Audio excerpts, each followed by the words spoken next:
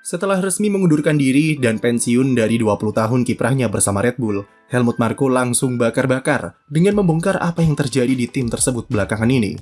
Seperti yang kita tahu, Red Bull sempat alami krisis pada akhir musim 2024 sampai awal 2025 dengan performa di sirkuit yang menurun serta berbagai konflik internal yang menyelimuti. Puncaknya adalah ketika Christian Horner dipecat dari jabatannya sebagai tim prinsipal setelah GP Inggris usai rentetan hasil negatif serta dorongan politis dari kubu Max Verstappen serta manajemen pusat Red Bull di Austria.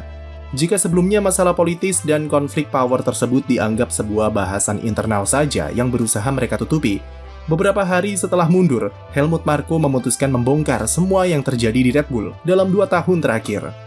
Mulai dari permainan politik kotor oleh Christian Horner sampai kebohongan-kebohongan yang ia buat untuk mempertahankan kekuasaannya di Red Bull, dan usaha menyingkirkan Helmut sejak jauh-jauh hari. Bahkan dia percaya jika saja Horner dipecat lebih awal dan Lauren Mackie sudah jauh-jauh hari naik sebagai tim prinsipal, maka Max Verstappen bisa raih gelar musim ini dengan bangkitnya performa Red Bull.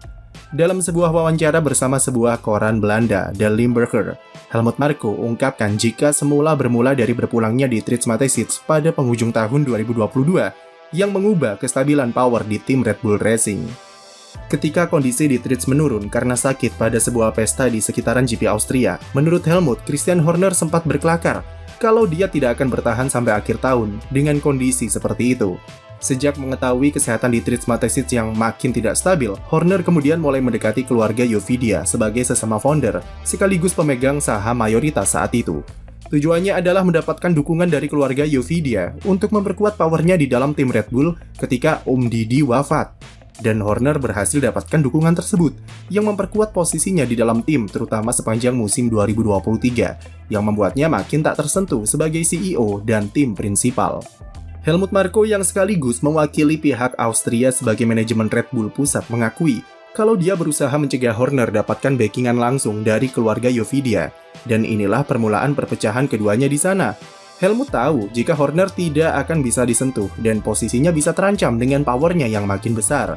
Ia mengklaim kalau selama 2 tahun terakhir, Horner mencoba beberapa kali menyingkirkannya dengan permainan politik yang kotor di balik layar. Salah satunya adalah kritikannya soal Sergio Perez yang sampai menyindir ras pada sekitaran musim 2023 yang ternyata dibuat-buat kepada media oleh pihak Horner.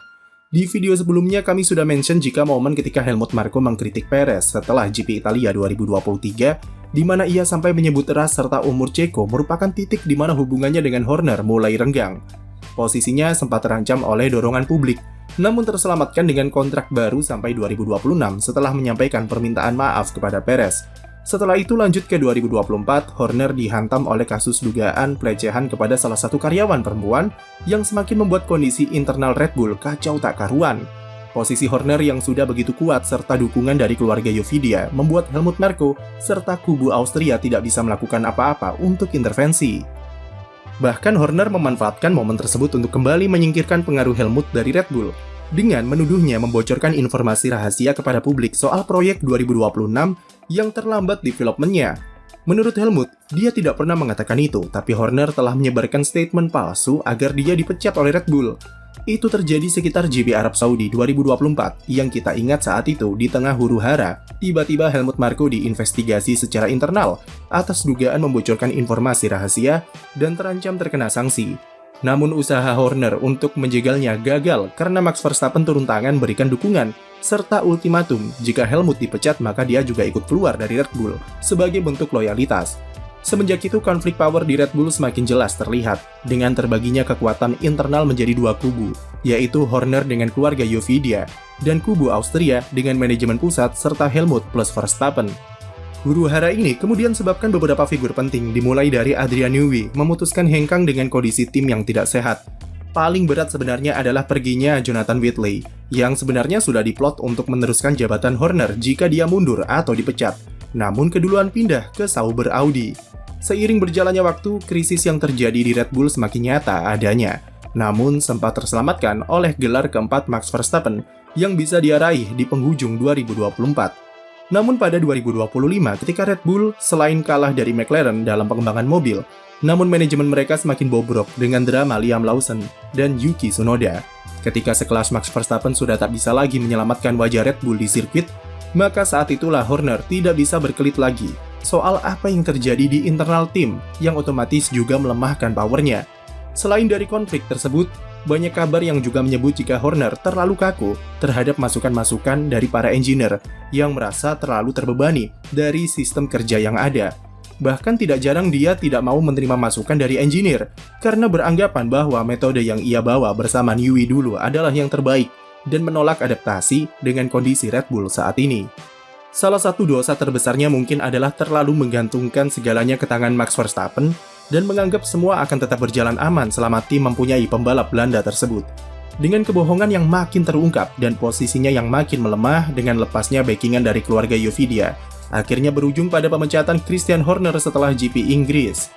Posisinya diganti oleh Lauren Mekies, yang notabene punya background sebagai engineer, dan dia merubah banyak aspek, terutama pendekatan Red Bull di setiap akhir pekannya, beban kerja yang lebih merata, serta optimalisasi korelasi data di simulator. Perubahan di 3 aspek tersebut perlahan membuat operasional Red Bull jadi lebih rapi, terutama semenjak jeda musim panas dan upgrade di GP Italia. Pendekatan Mekies yang mau mendengarkan dan tahu apa yang harus diubah sebagai mantan engineer memang sangat berperan dari kebangkitan Red Bull di paruh kedua musim 2025. Suara-suara yang sebelumnya harus dipendam ketika Horner masih menjabat di bawah kepemimpinan Mekies mulai didengar lagi, dan dari situlah perubahan terjadi. Internal tim seperti mendapatkan penyegaran dari sistem yang dibentuk oleh Mekies, dan terbukti jika Red Bull masih memiliki kualitas serta mentalitas yang sama seperti 2 atau 3 tahun sebelumnya. Oleh karena itu, Helmut Marko sangat percaya andaikan Mekies datang lebih cepat dalam memperbaiki situasi Red Bull yang kacau, Verstappen bisa juara dunia musim ini. Pengakuan Helmut Marko soal gonjang-ganjing internal Red Bull di akhir era Horner memang belum bisa sepenuhnya dipercaya, mengingat track recordnya di media yang memang suka keceplosan. Tapi mengingat ceritanya sama persis dengan apa yang digosipkan dalam setahun terakhir, maka itu seperti membuka tabir yang selama ini coba disembunyikan Red Bull di balik layar. Terlepas dari konflik yang memang ada di Red Bull, perubahan semacam ini memang sesuatu yang sangat mereka butuhkan sebagai sebuah tim yang ingin mempertahankan prestasinya di F1. Horner memang terbukti sebagai seorang tim prinsipal yang membangun Red Bull dari nol, sampai mengkoleksi total 14 gelar juara dunia dalam 20 tahun, dan agak disayangkan dia harus pergi dengan cara yang kontroversial.